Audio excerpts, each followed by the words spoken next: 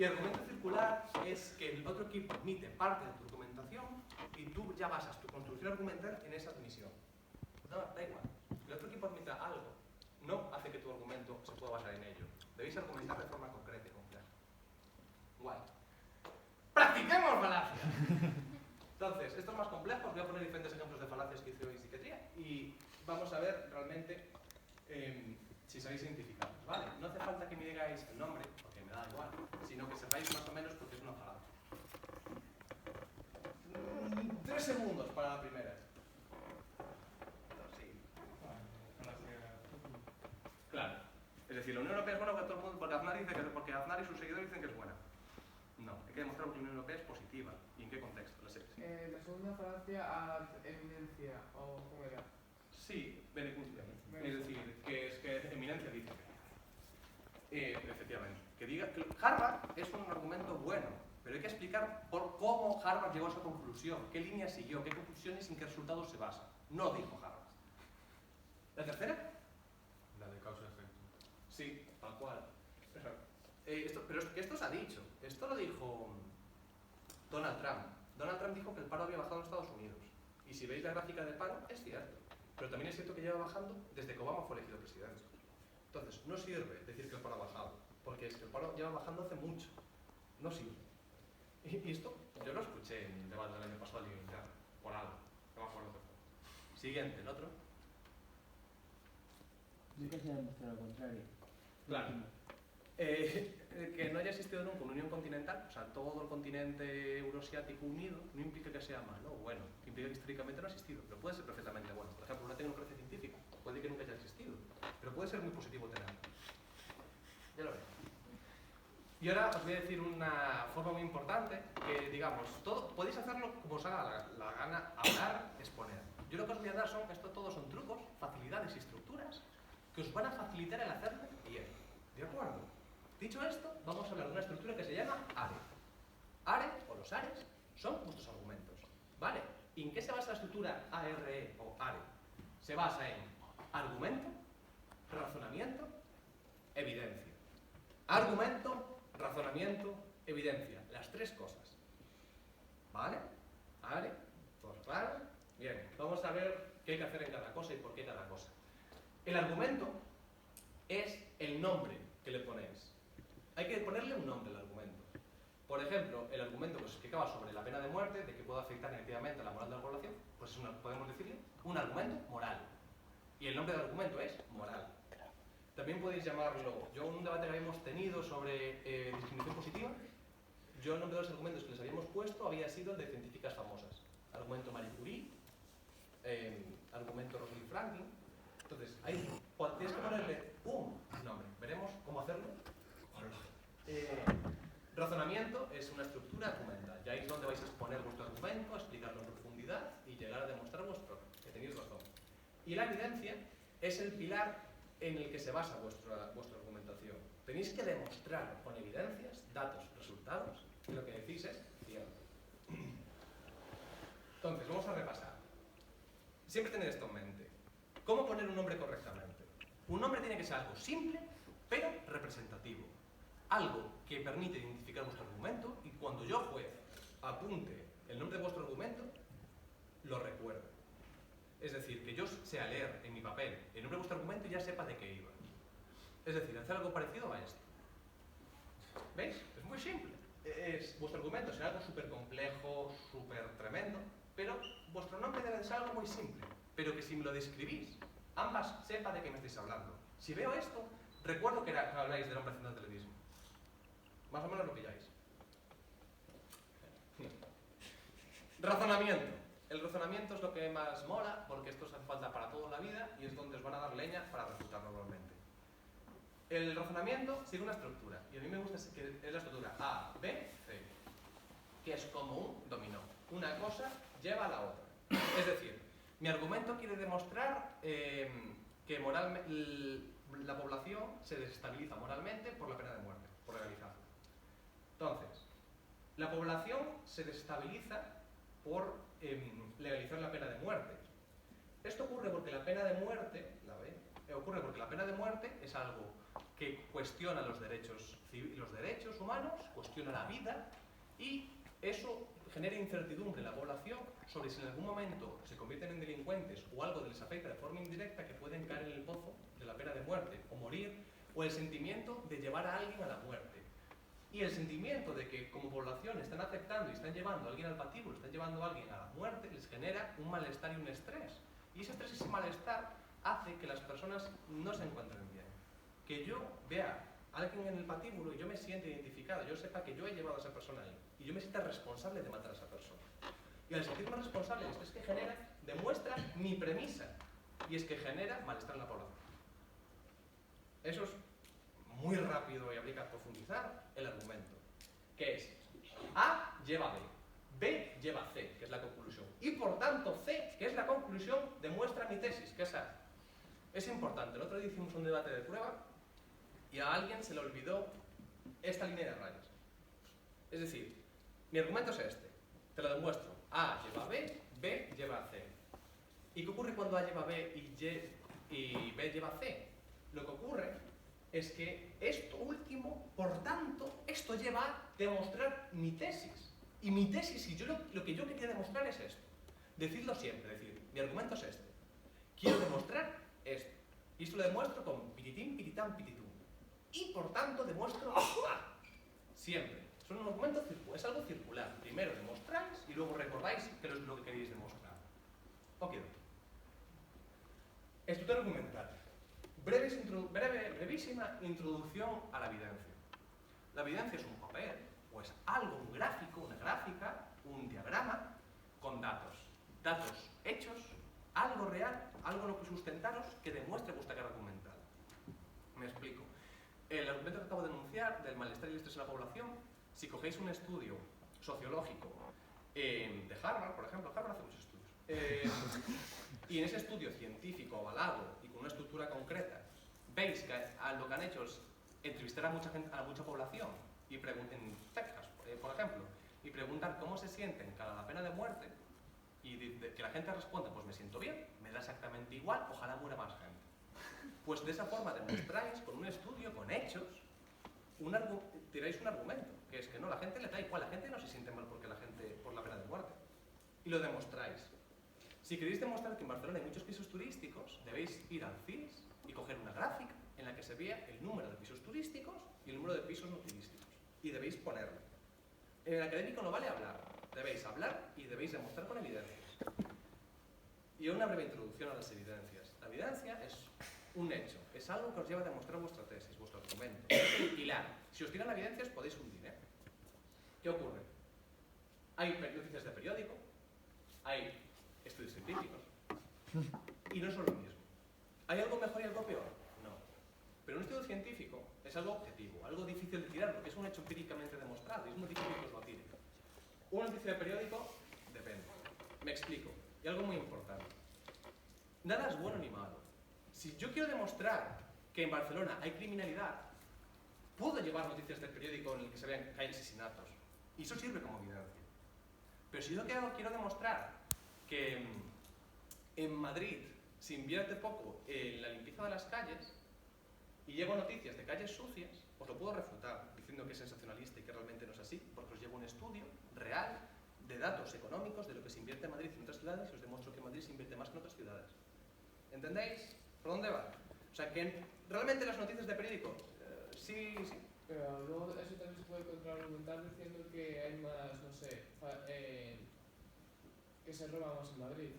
Una gráfica de corrupción y dices, mira, esto han robado aquí. Claro, eso es una contrarrefutación y estaría bien hecha. Pero se podría contrarrefutar, eso está bien. Pero lo importante es que veáis que hay evidencias más sólidas y menos sólidas. Y una noticia de un periódico no suele ser una evidencia y suele ser fácilmente refutable. Siempre tenéis que pensar en qué quiero demostrar. Always. Y los que no sepáis cómo buscar evidencias, no pasa nada. Vuestros veteranos os van a enseñar. Que no todo el mundo sabe buscar textos científicos o evidencias sociológicas. Yo textos duros de letras no sabía buscar. Entonces, lo que dices de un periódico, teclear en Google funciona. Pero si queréis cosas buenas, jugosas y llevar la evidencia, buscar en Google Académico, buscar en PubMed, buscar en sitios, buscadores serios, donde hay estudios serios. Incluso en la biblioteca de la universidad tenéis un porrón. Y sacaréis una evidencia buena, la gente se quedará a cuadros, tiraréis con esa evidencia en línea de contrario y os iréis a casa muy contentos. Vale, tenedlo en cuenta. Y hay 1000 formas, preguntadme lo que queráis. Y de hecho yo tengo, de todos los debates de académico, tengo carpetas con evidencias, porque son evidencias buenísimas que si alguien un día me calienta se los puedo sacar en una discusión en casa. Pero bueno, vamos a practicar.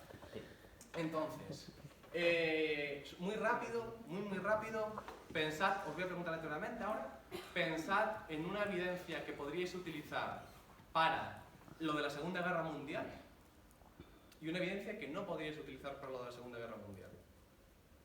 Tenéis 5 segundos. Pensad una evidencia que podríais utilizar correctamente para la pregunta de la Segunda Guerra Mundial o del genocidio del pueblo alemán, si eran culpables. Pues piensa una evidencia que podría utilizarse correctamente y una que no podría utilizarse correctamente. Inventárosla en vuestra mente. Abstraemos. 3 segundos.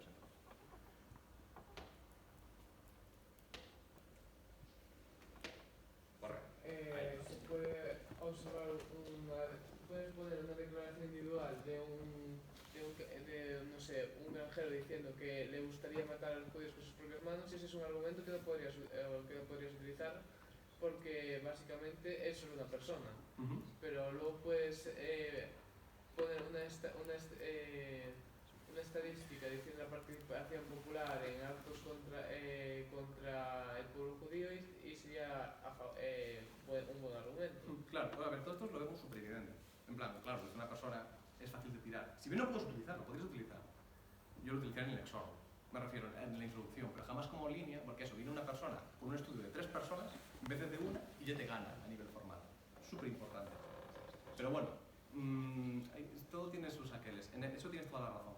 Pero utilizar la de la declaración de un granjero yo lo utilizaría como tema emocional, para poner en palabras de una persona de un ciudadano alemán cosas muy fuertes. Pero eso no es demagogia, porque estás Sí, hablando de sí, sentimientos. pero si bien es demagogia, hay una parte en el debate que se llama introducción, que se llama exordio. Y en el exordio es una historia. Y en el exordio no busca una carrera formal, busca un impacto y llamar la atención. Entonces, si la demagogia es cuando utilizas eso para basar un argumento en esa afirmación. Pero si tú no buscas basar un argumento en esa afirmación y solo buscas contextualizar o llamar la atención, es correcto. La demagogia es cuando te basas solo en hechos emocionales para argumentar. Pero es cuando no argumentas y solo buscas en hechos emocionales y llamar la atención, eso es correcto. Y de hecho hay que hacerlo. Pues muy bien. Continuamos rápidamente. Solo os quiero explicar, ya no queda nada, algo súper útil. Súper, hiper útil. Esto me lo explicaron, parte de esto vi que coincidía en una explicación que me dieron de Design Thinking, en un lugar muy guay, para Marcos Kiko, y les copié 2 cosas. Que si bien en debates se habla de brainstorming, se habla de insights, se habla de lista de actores, también de Design Thinking se hablaba y les copié los ejemplos que me parecieron más guays que los que aparecen en las guías o libros, que son mucho más tediosos. Entonces, rápidamente, todos sabemos lo que es una brainstorming, ¿no? Pero muchos lo hacemos mal. De hecho, a mí hasta que me enseñaron a hacerla bien, veis que no es lo mismo. Brainstorming no es sentarte en una mesa y hablar y decir cosas. Hay que seguir una metodología. ¿Cuál es esa metodología? Primero, prohibido juzgar. Cuando hagáis una brainstorming en el equipo, vais a estar 15 minutos, máximo 30, pero 15 minutos, simplemente diciendo ideas. No las vais a juzgar, no las vais a analizar. Solo vale decir ideas. En plan, moral, político, económico, pero cualquier cosa. Son culpables porque comían gominolas, cualquier cosa. Es decir, no hay que juzgar nunca, por muy absurdo que sea. Cualquier idea sirve, cualquiera, nunca juzguéis. Solo sirve decir sí y además, en plan, sí a este argumento económico y además lo siguiente, pero nunca un pero, nunca un no, nunca juzgar, nunca. Entonces, es que la gente juzga en los brainstormings. Y, importante, utilizar posits. Una brainstorming tiene que acabar así. No hagáis en un folio, no habléis. Coger un posit, ponéis vuestra idea y lo pegáis. Otro posit, otra idea y lo pegáis. Haced eso, que la brainstorming acabe siendo esto. Y si hacéis esto, y luego, una vez terminéis de ahí repasar todas las ideas y desarrollarlas, si hacéis eso, al final tendréis ideas muy buenas. Y de una idea que aparentemente es absurda, la juntáis con otros 2 posits, y es una buena idea. Y hacedlo así, y seréis los más originales de todos. Prometido. Lista de actores. Esto es muy difícil de entender. En académico vale la pena utilizarlo, más MP, en toda la vida. La lista de actores simplemente es ¿Quién se ve afectado por esta pregunta? Es decir, el tema del pueblo alemán. ¿Quién se ve afectado por la pregunta por el genocidio? ¿Quién se ve afectado? A ver, decidme cada uno una persona que se ve... Un ente gubernamental, no gubernamental, algo que se viese afectado por el genocidio o por la pregunta de que el pueblo alemán fue responsable o no. ¿De quién hablaríais? El Estado de Israel. Porque fue creado a raíz del genocidio. Te lo compro. O sea, te lo compro. Es decir, lo podéis incluir en tu lista de argumentos, pero ya luego yo como juez diría, a ver qué me cuenta. A ver cómo me lo mete. Te he captado tu interés. Sí, pero es que eso está... Bueno, profundizaremos en eso. Pero no vas desencaminado. Israel no tiene incluido en lista de actores, pero ya estamos hablando de técnicas para argumentar, no para captar el interés. Otro actor, implicado en el genocidio, impacto... A ver, Guille, ¿qué? Los nazis, los judíos. Los nazis y los judíos, clarísimamente. Más. Yo hablaría de futuras generaciones. De Buenísimo. realmente queremos echarle toda la culpa al pueblo, porque eso quizás a largo plazo, ¿cómo va a sentar en la sociedad en las futuras? Está muy bien esa interpretación. Lo de futuras generaciones es algo muy bueno, pero la pregunta era si fue culpable o no. No, pasado. Yo también diría la sociedad de naciones. Sí, no, la sociedad de naciones fue posterior, pero... No. Es decir, tenía... Si bien se hizo después de la Primera Guerra Mundial, en comparación con la ONU, era basura. Eran gente sentados en una mesa que solo servían para tener bigotes, muy guays, pero bigotes, me refiero. Apenas tenía poder real. Posteriormente se hizo la ONU y la ONU sí que tenía un poder. Entonces tú hablas de la sociedad de naciones y si bien muy buen actor, lo tendría en cuenta, es un actor real. Pero id más a lo pequeño, pensad en vosotros, pensad en quién más pensaríais de si fueron culpables o no. ¿En quién pensaríais? Los gobiernos occidentales que no hicieron nada. Correcto. ¿Más cosas? Los Gobiernos occidentales, Europa. Los que los apoyaron. Los que los apoyaron, más Los cosas. que no apoyaron. Los que lo apoyaron, más cosas. Los intelectuales alemanes. También. Y penséis mucho en personas. Pensad en cosas no gubernamentales. Empresas alemanas. Empresas alemanas. O sea, la política hay que pagarla. Y a la gente hay intereses. Pensad en empresas. ¿Qué más? Sí. El ejército es súper importante. El ejército y el panorama del ejército como actor en el genocidio. Más. Yo hablaría ya de... a ver, es algo poco conocido, pero no me acuerdo, creo que era Free Corps o algo así, que se montaron después de la Primera Guerra Mundial y era básicamente cuando estaban todas estas revoluciones comunistas, que es donde se integró Hitler, que fue para suprimir... Y los socialdemócratas, que luego hicieron los partidos socialdemócratas. Sí, que de hecho fue quien les dibujó el coso.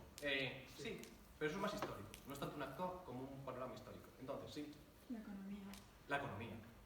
No tanto empresa, sino como la economía como un actor. Podemos hablar de economía global, de comercio. Sí. La educación podría ser. Sí. Los estudiantes, los niños. Es bueno incluirlos. Porque si fueron culpables para ser nazi, ¿qué educan?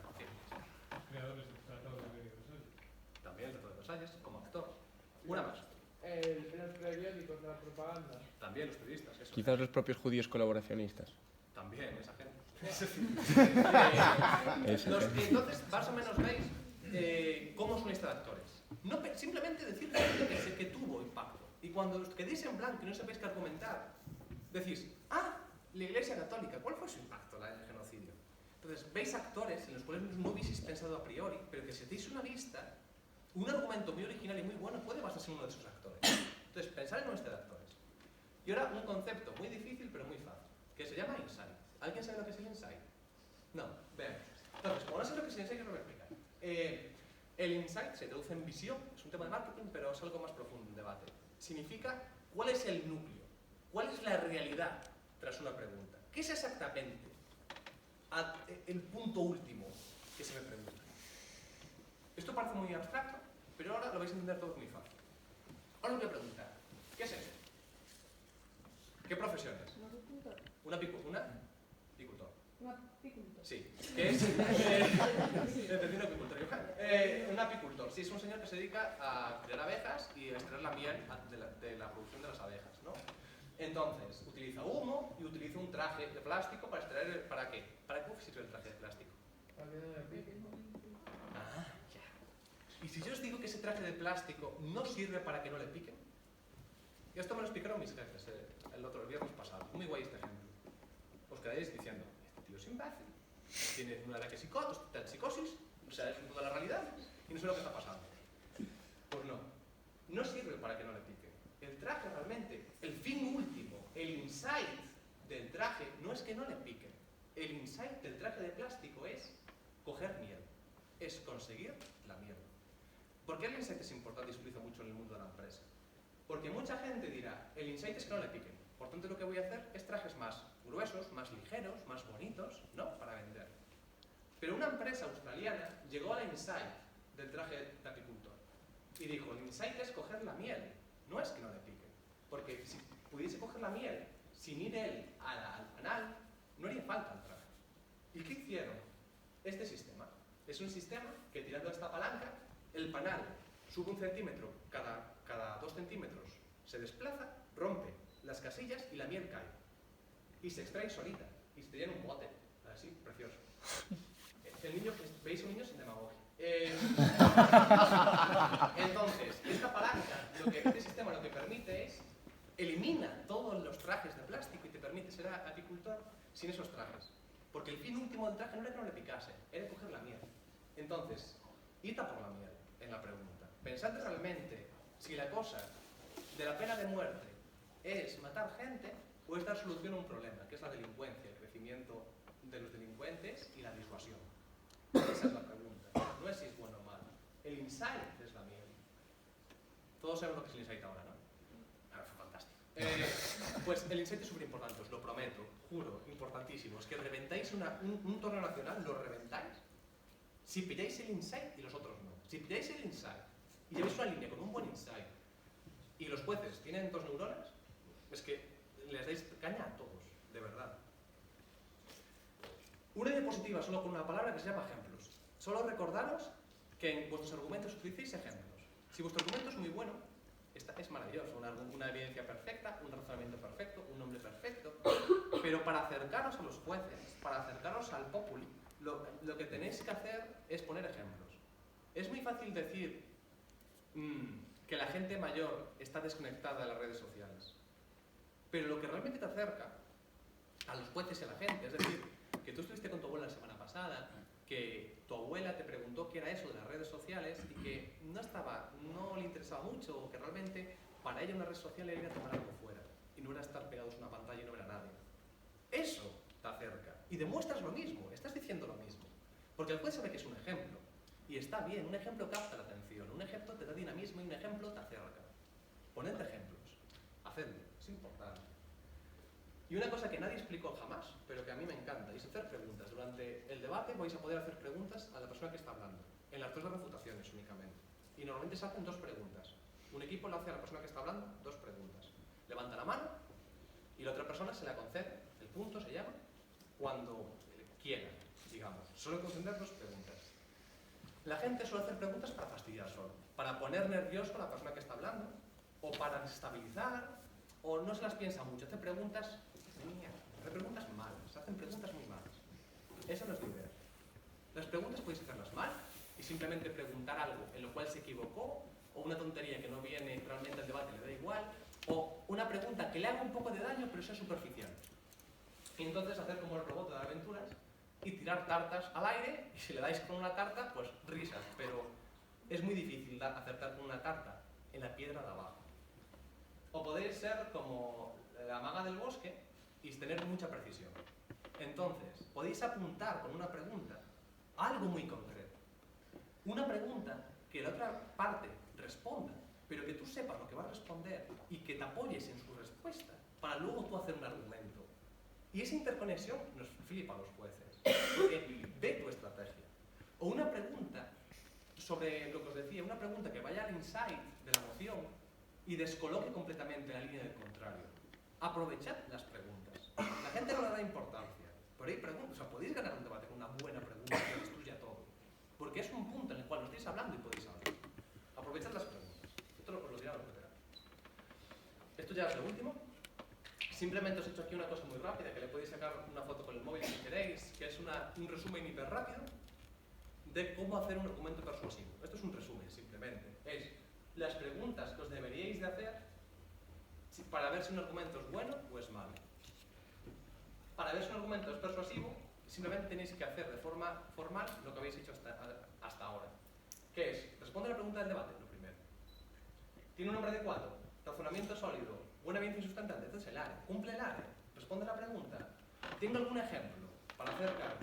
Y por último, a veces podéis tener preparada una contrarrefutación, que es que sabéis por dónde os van a ir, porque vosotros iríais a dar leña por ahí. Preparad una contrarrefutación, una evidencia, o blindaros.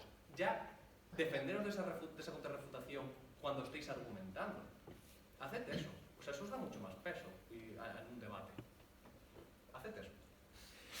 Y ahora ya se acabó. Vamos a hacer una última práctica. Entonces, ¿recordáis la pregunta de la pena de muerte? Sí, todas la recordamos. Pensad todos durante 15 segundos un año. Pensad un argumento, ponedle un nombre y inventaros una evidencia. Pensad todos eso y voy a dar... Ya, sí, tengo un reloj. Entonces, os voy a dar los últimos 5 caramelos a los que hagáis una cosa con cabecilla. A ver, 15 segundos para pensar un área a la pregunta de la pena de muerte. Sí, sí. En una línea blanda, argumentaría que la pena de muerte debería imponerse para criminales que tengan casi seguro que vayan a ser reincidentes. Sí. Ciertos perfiles, por ejemplo, de los pedófilos. Sí. Porque sería perjudicial para la sociedad que esa gente saliese a la calle y volviese a entrar en la cárcel. Vale, o sea, tengo un argumento de reincidencia. O sea, de previsión, vamos a llamarlo. ¿Le llamaríais previsión? Sí, tú di que sí. Yo le llamaría previsión. Y tendrías una evidencia que lo sustentase. Pues el ratio de reincidencia de... Eso es un área muy precioso. Yo justo yendo a él se me ha ocurrido una línea dura, pero en el lado contrario, sobre eso. Por ejemplo, sobre pedófilos y tal, puedes no resentarlos, pero que produzcan algo para la sociedad. Así que puedes condenarlos a trabajos forzados para el resto de su vida. Perfecto, podrías decir que la pena de muerte está bien, pero es perder recursos cuando puedes poner a la gente a hacer cartera. A mí me parece una línea. Bien, ¿cómo llamaréis ese argumento?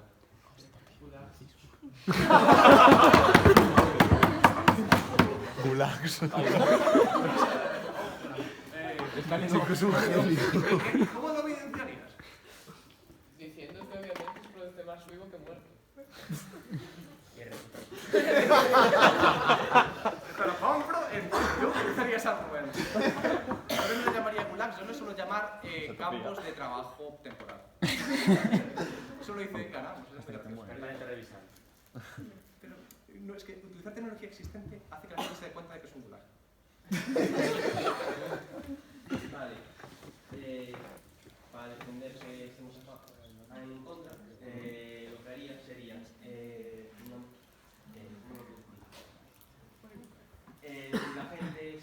si la gente ve que hay pena de muerte, va a aumentar el malestar social. Si aumenta el malestar social, va a haber falta de derechos humanos y eso va a producir posiblemente una revolución o revueltas, lo cual va a afectar al gobierno negativamente.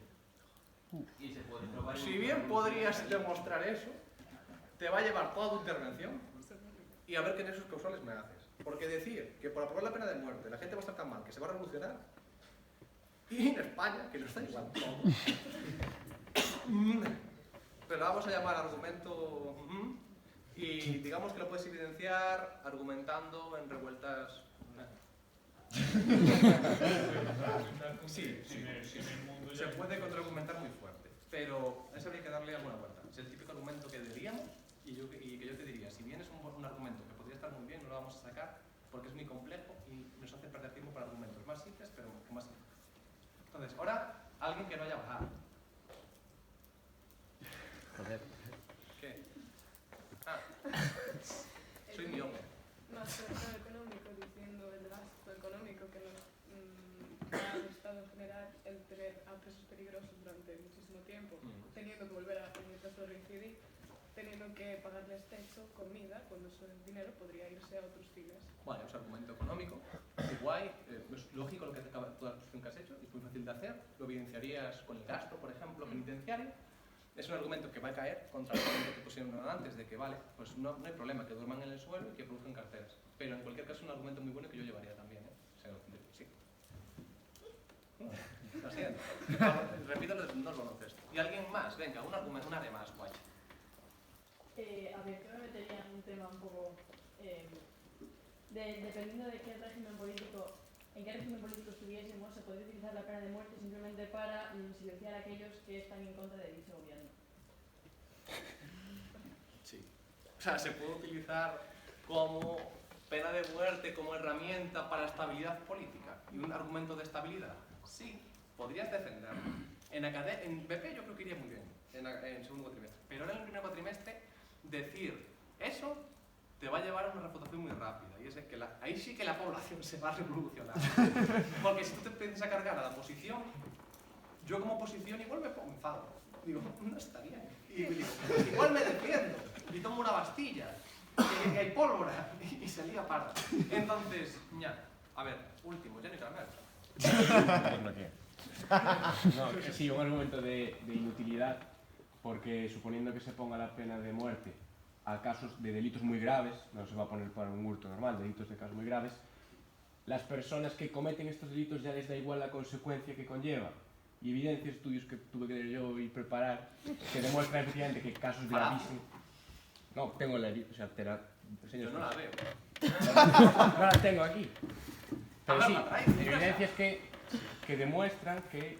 Te lo pongo en la jornada y tal. Evidencias que demuestran que personas que cometen delitos gravísimos, pues eso, de genocidios, sí, etcétera, sí, que no les importa la consecuencia del acto que están cometiendo, sea una pena de muerte, sea una pena revisable o prisión larguísima. Muy buen argumento sobre que realmente a los presos les da igual, aceptan esa pena al hacer su acto. Muy interesante. Y una última cosa que me acabo de acordar por lo que ha dicho, por lo que no ha hecho Mayra, un consejo. Los debates, los torneos sobre la liga interna es el sábado por la mañana. No imprimáis las evidencias el sábado por la mañana. Todos vamos el sábado por la mañana, calcao e imprimir las evidencias. Es una liada. O sea, imprimirlas el viernes, o sea, la noche, el día anterior, ¿eh? De verdad, ahora os veréis todos, pero es que vais a llegar justos de tiempo a la liga interna, vais a estar el viernes por la noche, por la mañana buscando evidencias, y va a estar el sábado por la mañana imprimiendo. No lo hagáis. Y dicho esto, aquí se acaba la formación de argumentación y conceptos básicos del debate. ¿De acuerdo? No sé si alguien tiene alguna pregunta.